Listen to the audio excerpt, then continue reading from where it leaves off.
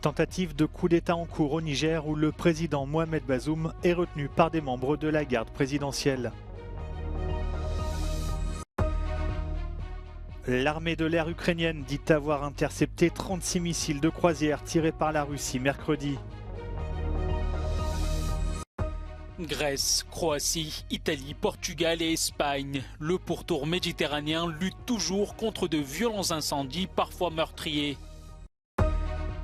Un an avant les Jeux Olympiques de Paris 2024, le compte à rebours est lancé dans la capitale française et dans d'autres villes qui accueilleront des épreuves.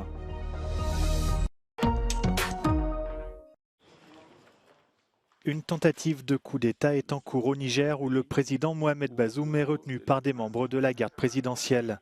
Ces derniers ont dispersé des manifestants venus soutenir le président par des tirs de sommation.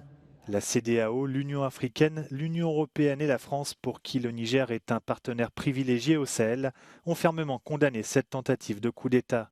Le secrétaire général des Nations Unies, Antonio Guterres, a pu parler à Mohamed Bazoum pour lui exprimer son soutien.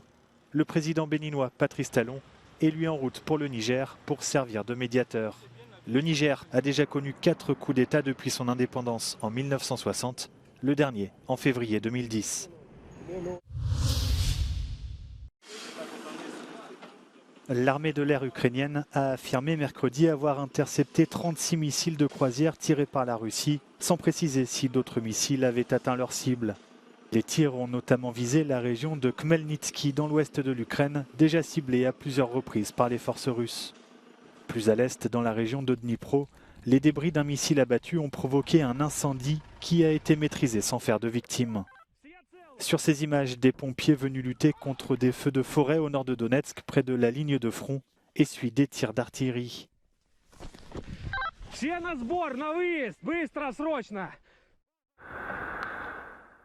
Dans la région de Louhansk, des soldats ukrainiens ont filmé des scènes de combat depuis leurs tranchées.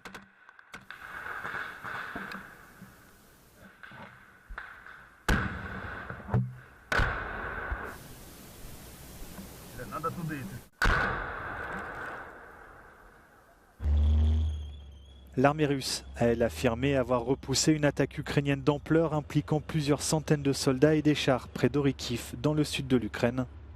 Il s'agit de l'un des axes de la contre-offensive ukrainienne.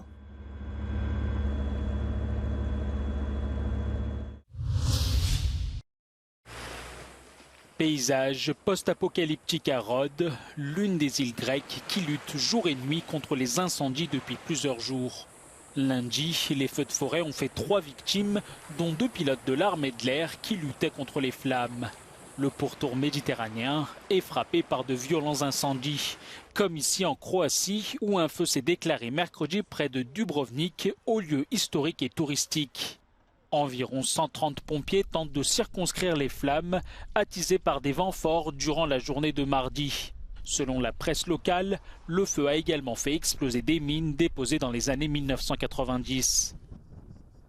Frappée par une intense vague de chaleur, la Sicile est aussi le théâtre de violents incendies devenus incontrôlables.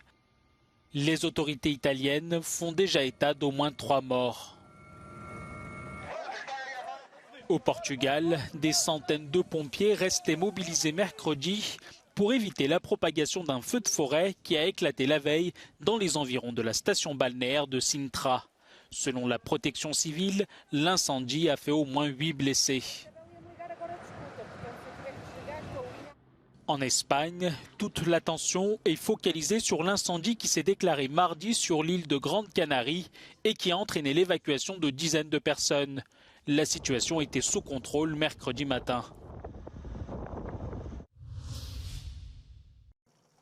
L'immigration, mais aussi la surévaluation du prix des logements ont provoqué la chute du gouvernement de Mark Rutte aux Pays-Bas.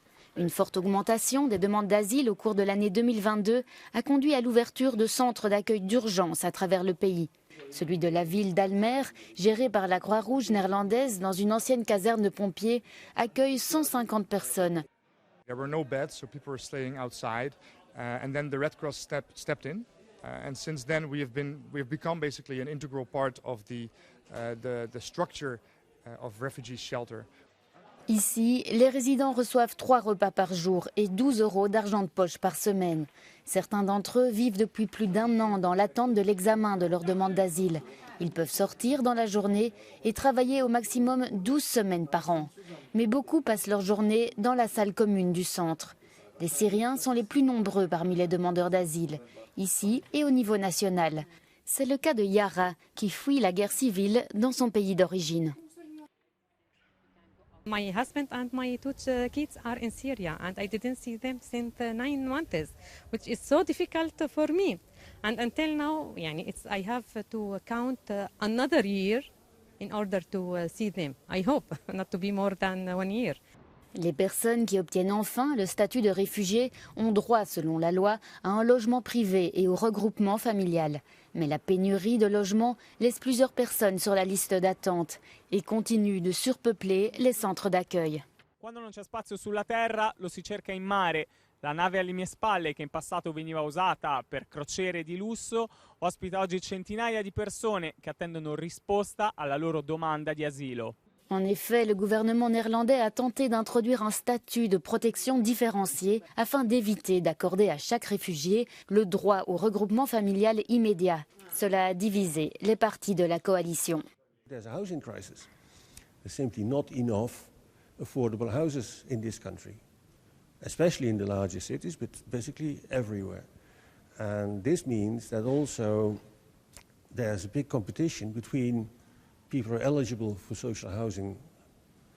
Dutch natives, so to speak, are eligible for social housing. There's competition between those needs and those of recognized refugees.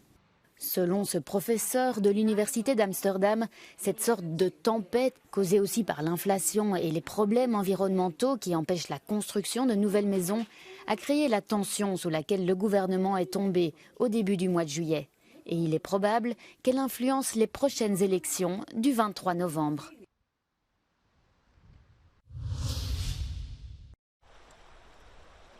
Avec la guerre en Ukraine, il devient de plus en plus rare de voir des soldats russes dans la République d'Ossétie du Sud qui a fait sécession de la Géorgie.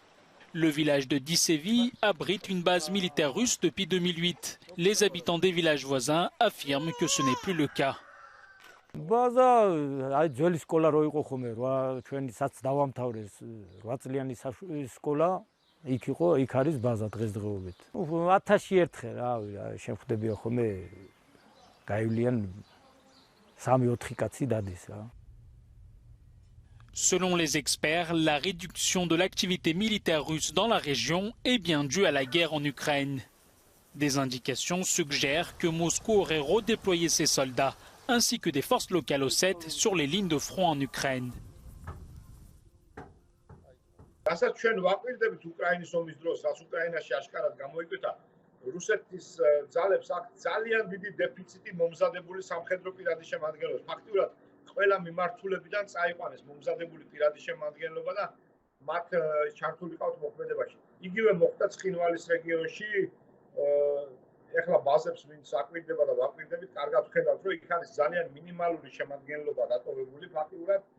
ეს საოკუპაციო ძალები ქვედანაყოფები გაყვანილია უკვე და დიდი ალბათობით მოქმედებენ უკრაინაში. L'indépendance de l'Ossétie du Sud a été reconnue en août 2008 par la Russie à l'issue d'une guerre éclair entre Tbilissi et Moscou. Depuis ce conflit, des forces russes stationnent de façon permanente dans ce territoire disputé.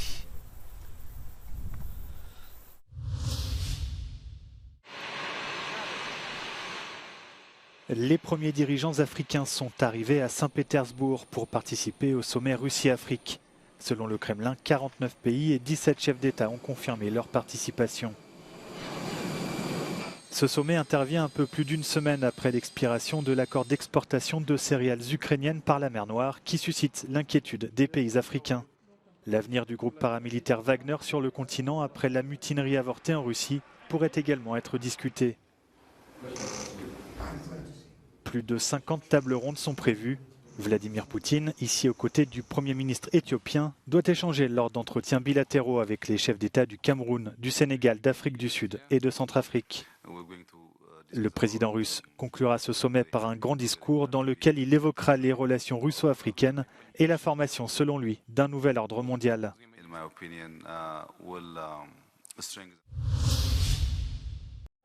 Sa nouvelle victoire judiciaire annonce-t-elle son retour sur les écrans? Après les États-Unis, la justice britannique blanchit Kevin Spacey. L'acteur américain déclaré non coupable d'agression sexuelle sur 4 hommes alors qu'il dirigeait un théâtre de Londres. Il a évoqué des relations consenties et affirmé que certains faits étaient purement inventés par les plaignants. Ces accusations datent de 2017, au début du mouvement MeToo et au moment où Kevin Spacey était au sommet de sa gloire. L'acteur aux 2 Oscars, devenu paria d'Hollywood, affirme avoir été brisé et parle de réputation perdue. Le compte à rebours des Jeux Olympiques de Paris 2024 a débuté. Une horloge géante installée au pied de la Tour Eiffel rappelle désormais que l'événement aura lieu dans un an.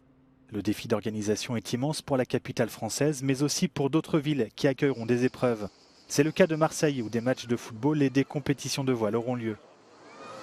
Les JO 2024, ça va être une belle tribune pour Marseille, pour toute la baie marseillaise, la marina, le vent, le beau temps, parce que ça va être de la voile, et du foot aussi au stade Vélodrome. Pour l'instant, on subit un petit peu les travaux, mais j'ai envie de dire que de toute façon, on n'a pas le choix de passer par là pour après bénéficier des nouvelles installations qu'il y aura, notamment sur la corniche et tout le bord de mer qui est en train d'être aménagé. Donc on va en profiter après pendant plusieurs années, donc c'est une bonne chose et en tant que Marseillais, on est très contents. Ouais.